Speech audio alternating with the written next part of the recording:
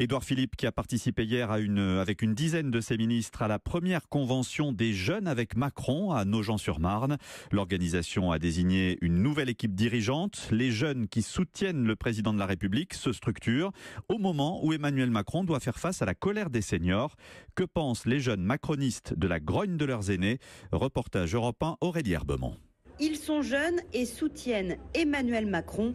La colère des retraités, tous la trouvent légitime, mais Issam a un message pour eux. Jouez le jeu, aidez-nous.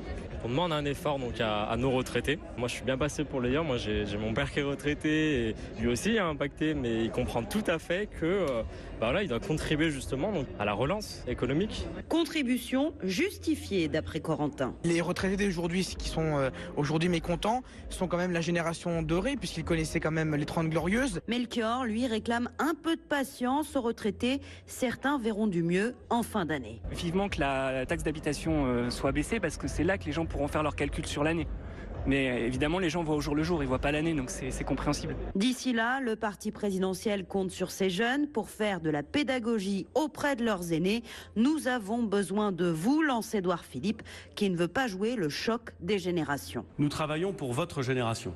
Non pas du tout que nous préférerions votre génération à une autre génération.